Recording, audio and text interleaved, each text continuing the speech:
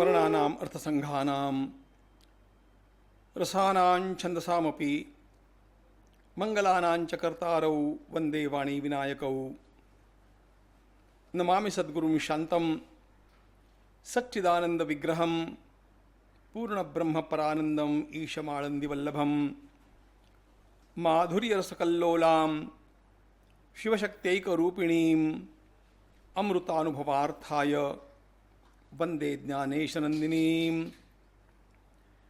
योगेन चित्तस्य पदेन वाचां मलं शरीरस्य च वैद्यकेन योपाकरोत्तं प्रवरं मुनीनां पतंजलिं प्राञ्जलिरानतोऽस्मि। भगवान महर्षि पतंजलि के इस अमर शास्त्र का, जो कि वास्तव में हमारा भारतीय प्राचीन मनोविज्ञान है और इसकी जो गहराई है वहां तक अभी के मनोवैज्ञानिकों को पहुंचना है। ऐसे इस अमर शास्त्र का विचार करते समय उनके सूत्रों के पाठक्रम को बदल करके हमें सरलता से अर्थ का चिंतन करना आ जाए, इसलिए हम लोग योगश्चित्तवृत्ति निरोधा इसमें आए हुए वृत्ति शब्द का विचार कर रहे हैं। वृत्तय पंचतय क्लिष्टा क्लिष्टा प्रमाण विपर्य विकल्प निद्रा स्मृतय प्रत्यक्षानुमानागमा प्रमाणानि, इसका विचार हमने कर लिया था। प्रमाण कहते हैं ज्ञान के साधन को, और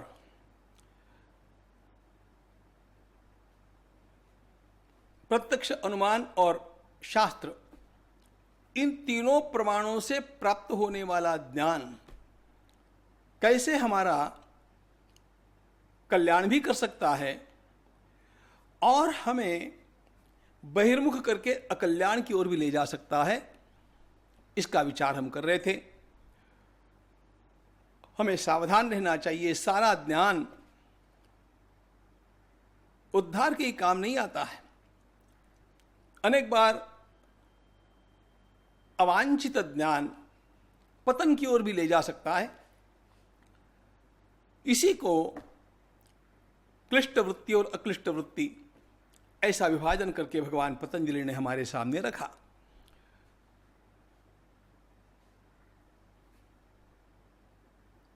दूसरा सूत्र उनका कहता है, विपर्ययो मिथ्या ज्ञानम अतद्रूप प्रतिष्ठम। प्रमाण वृत्ति में ज्ञान है, यह दूसरी जो विपर्यय वृत्ति है इसमें भ्रम है। देखो, ध्यान ये रखना कि प्रमाण, विपर्यय, विकल्प, निद्रा और स्मृति हमारे भीतर की असंख्य वृत्तियां जो वास्तव में अनगिनत हैं और उनके संस्कार हमारे भीतर जन्म जन्मांतर से एकत्रित हैं, उन सारी वृत्तियों का विभाजन, वर्गीकरण इन 5 वर्गों में, 5 कैटेगरीज में भगवान पतंजलि ने किया है और इससे अधिक वर्ग हो नहीं सकते। कोई भी वृत्ति इनमें आएगी और हम इन 5 वृत्तियों में से किसी न किसी वृत्ति में हरदम रहते हैं। यह नियम नहीं है कि कब किस वृत्ति में रहेंगे, लेकिन जब जिस भी वृत्ति में रहेंगे वह वृत्ति इन 5 वर्गों के अंतर्गत कहीं न कहीं आएगी। कभी कभी हम ज्ञान का विचार करते हैं तो अनेक बार हम भ्रम में होते हैं। विपर्ययो मिथ्या ज्ञानम अतद्रूप प्रतिष्ठम, यह गलत ज्ञान है जिसको हम भ्रम कह रहे हैं, विपर्यय कह रहे हैं। मिथ्या ज्ञानम अतद्रूप प्रतिष्ठम, क्योंकि वहां पर उस प्रकार की कोई वस्तु है नहीं और हमें लगा कि वहां पर कुछ वैसा है। जैसे मंद प्रकाश में हम आगे जा रहे हैं और सामने वास्तव में कोई खंभा है तो खंभा, लेकिन हमें ऐसे लगा कि कोई तो भी वहां पर खड़ा है। यह हमारा भ्रम है, इसी को विपर्यय कहते हैं। और ऐसा विपर्यय हम रोज कितनी ही बार अनुभव करते रहते हैं। आप लोगों को पता है, हम ट्रेन में बैठे, ट्रेन जा रही है, वास्तव में अनेक बार आपने देखा होगा कि हम स्टेशन पर ट्रेन में बैठे हैं, समीप की ट्रेन जा रही है, हमें लगता है हमारी ट्रेन निकल गई, हमारी दृष्टि को यह भ्रम हो गया।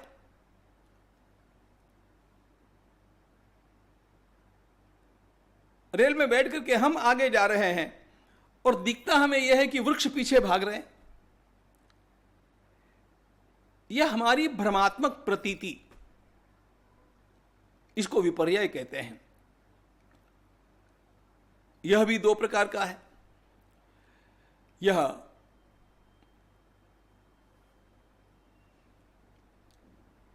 हमारे भीतर क्लेश को निर्माण कर सकता है, राग द्वेषों को निर्माण कर सकता है, हमें शरीर के विकारों के भाव पर ला सकता है, और दूसरी ओर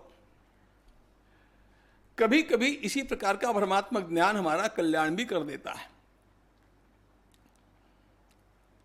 वो है तो भ्रम, लेकिन उस भ्रम ने भी कल्याण कर दिया। और इसलिए इस प्रकार का विपर्ययात्मक उपदेश अनेक बार किया जाता है। मैं एक घर में बैठा था, मेरे परिचित का घर था। वो दादी मां अपने पोते को दवा पिलाना चाहती थी, वो पी नहीं रहा था। दादी मां ने उसे कहा कि देखो, ये दवा पी लोगे तो परीक्षा में पहला नंबर आएगा। और मजे की बात, मेरी ओर देख करके कहा, देखो महाराज भी यही कहते हैं। उस बच्चे ने मेरी ओर देखा, मैं मुस्कुरा दिया। मैंने कहा हाँ। बच्चे ने वो दवा पी ली। अब ये बताइए, उस दवा पीने का और परीक्षा में प्रथम क्रमांक लाने का क्या संबंध है? यह वास्तव में विपर्यय है, यह भ्रमात्मक ज्ञान है। लेकिन इस प्रकार के भ्रमात्मक ज्ञान ने उसका तो कल्याण कर दिया। उसके लिए उस समय दवा लेना आवश्यक था, उतना काम उसका हो गया।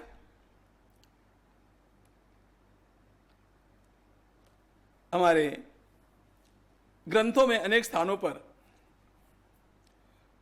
बहुत सारी फलश्रुतियां आती है। यह स्तोत्र पढ़ लेने से इतना फल मिलेगा, इतना फल मिलेगा, और इसको एक बार पढ़ लेने से ही ब्रह्महत्या आदिकों से भी पातक नष्ट हो जाएंगे। इन बातों को लेकर के हम कभी कभी हमारे ग्रंथों की आलोचना करते हैं, क्योंकि हम मूढ़ हैं, हमने उन ग्रंथों को ठीक से समझा नहीं है। हमारे शास्त्रकारों ने कहा, रोचनार्था फलश्रुति। उस साधक का, उस जिज्ञासु का श्रद्धा भाव उसमें जागृत करने के लिए शास्त्रकार ने यह उसको प्रलोभन दिखाया है। वह शायद सही नहीं भी होगा, वो सही नहीं है ऐसा मैं नहीं कहता हूं, लेकिन शायद सही नहीं भी होगा। फिर भी उसके कारण यदि वह उस मंत्र का जप करता है, स्तोत्र का पाठ करता है, उसका तो कल्याण होने वाला है। विपर्ययो मिथ्या ज्ञानम अतद्रूप प्रतिष्ठम। मुझे एक प्रसंग याद आ गया। घर में सास बहू के बहुत झगड़े होते थे। तो बहू एक महाराज के पास गई,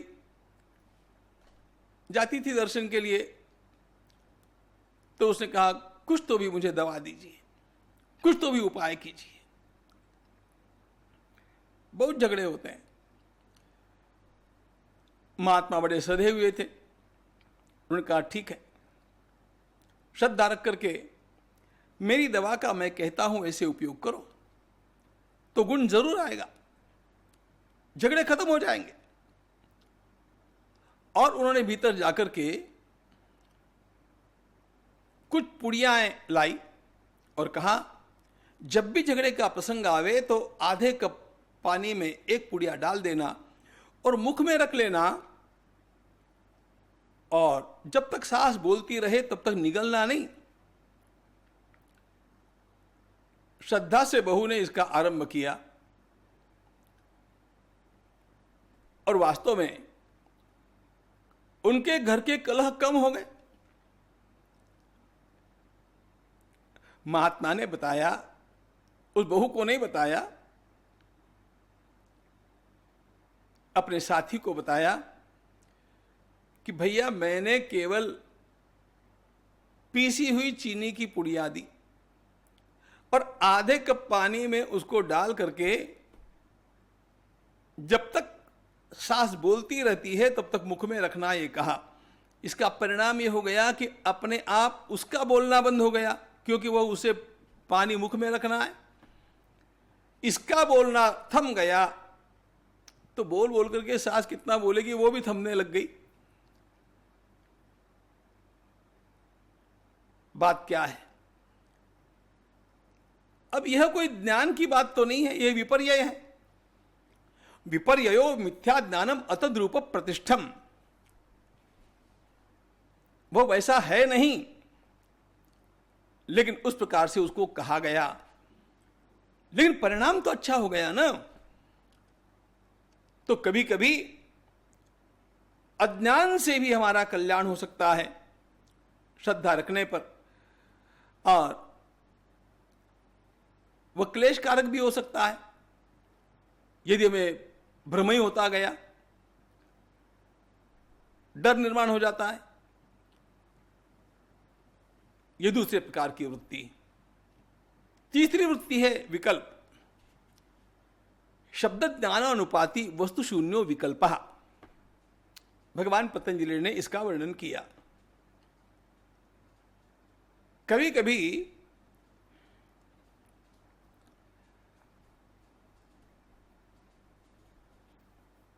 हमारे मन में ऐसी कल्पनाएं उठती है जो वास्तव में कहीं पर भी देखने नहीं मिलती है। शब्द के रूप में तो उसको कह दिया, लेकिन वस्तु शून्य, वैसी वस्तु कभी देखी नहीं, होती नहीं। यह फैंटेसी, हम अपने ख्यालों में खोए हुए रहते हैं। देखो, मैंने एक शब्द कहा, खरगोश के सींग। अब खरगोश के कभी सींग होते नहीं है, लेकिन यह केवल एक कल्पना की सृष्टि है, इमेजिनेशन है। और ऐसी कितनी ही इमेजिनेशन, ऐसी कितनी ही कल्पना की सृष्टि हम अपनी अपनी रचते रहते हैं। शेख चिल्ली का नाम आपने सुना ना?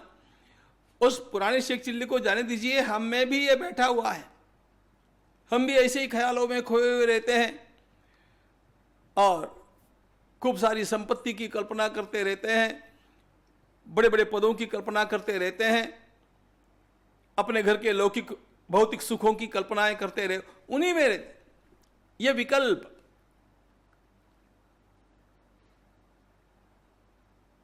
ये भी यदि भौतिकता की ओर गिराने वाला, राग द्वेषों को निर्माण करने वाला हमारे भीतर का मनोराज्य, यही तो मनोराज्य है।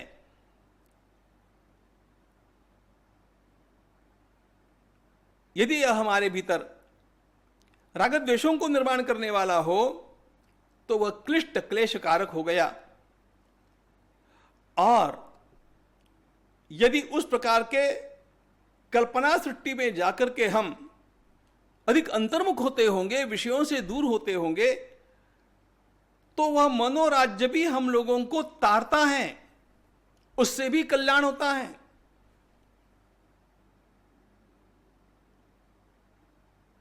सच्ची बात बताऊं, भगवान महादेव जी की जब हम मानस पूजा करते हैं तो क्या करते हैं? रत्नई कल्पितमासनम हिमजलई स्नानंच दिव्यांबरम, ऐसे सुंदर सिंहासन की कल्पना करते हैं जिसमें पता नहीं कितने रत्न लगे हैं। गंगोत्री से लाया हुआ, फ्लाइट से लाया हुआ गंगा जल स्वर्ण के कलश में लेकर के मैं भगवान महादेव जी की सेवा कर रहा हूं। यह मनोराज्य है ना, लेकिन ये आपका उद्धार करेगा, ये कल्पनाएं आपको तारेगी, इसलिए ये अक्लिष्ट है, शुभ है।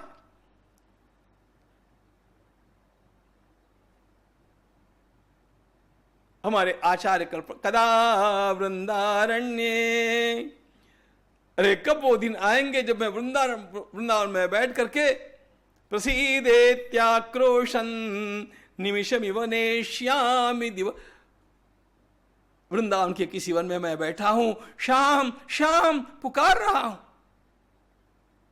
कब वो दिन आएंगे? भगवान आदि शंकराचार्य महाराज कल्पना करते हैं कब वो समय आएगा जब मैं हिमालय के किसी कंदरा में बैठ करके भगवान शिव के ध्यान में इतना लीन हो जाऊंगा, हिल भी नहीं पाऊंगा, बड़े बड़े पंछी आकर के मेरे जटाओं में अपने घोंसले बना देंगे, मैं नहीं। ये कल्पना है ना, लेकिन ये कल्पना आपके भीतर सात्विकता को निर्माण करती है, ये आपका उद्धार करेगी।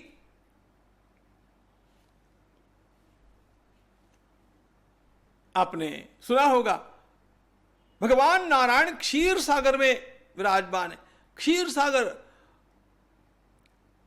एक लुटिया भर दूध मिलना कठिन हम लोगों को, लेकिन कल्पना हम दूध के सागर की करते हैं। ये कल्पनाएं होने पर भी ये हमारी उद्धारक कल्पनाएं हैं, ध्यान रखना।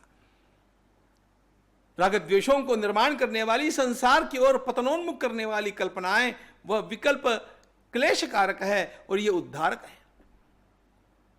विपर्यय और विकल्प में एक अंतर है, ध्यान रखना।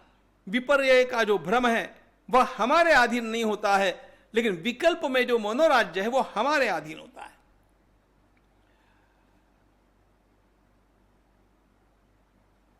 फिर कहते हैं निद्रा प्रमाण विपर्यय विकल्प निद्रा स्मृतया। निद्रा भी एक वृत्ति है और यह अभाव प्रत्याल मना वृत्ति निद्रा, ऐसा उसका वर्णन किया। जहां कोई आधार नहीं, ऐसी स्थिति में हमारा मन अभाव के प्रत्यय का आलम्बन लेकर के रहता है। अभाव के ही आधार से वो है, वहां पर उस निद्रा में हमें प्रतीति कुछ भी नहीं है, लेकिन उस समय हम तो हैं, लेकिन हमें किसी प्रकार की प्रतीति नहीं है, चाहे वो निद्रा की अवस्था है, चाहे मूर्छा की अवस्था है।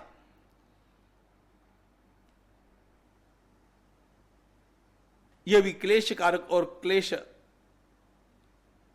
रहित इस प्रकार की हो सकती है। यदि अच्छी निद्रा आई और सवेरे उठते ही सत्वगुण का उदय हो गया, ऐसा लगने लग गया कि वाह कैसी बढ़िया निद्रा आई, मन में उत्साह का संचार हो गया, यह अच्छी नींद। जग तो गए फिर भी शरीर भारी भारी है, उठने को मन नहीं करता है, यह क्लेश कारक हो गई।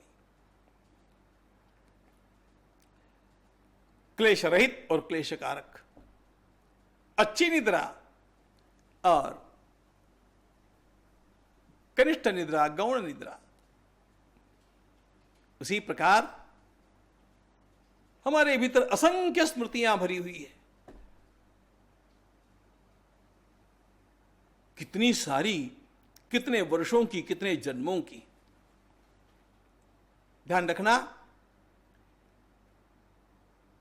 इन सभी क्लेश कारक वृत्तियों को अक्लिष्ट वृत्तियों में बदलना, हमारे चित्त का शुद्धिकरण करते रहना, योग में यह सबसे पहले आवश्यक है। कैसे निद्रा और स्मृति के बारे में यह किया जा सकता है, कल देखेंगे। ननेश।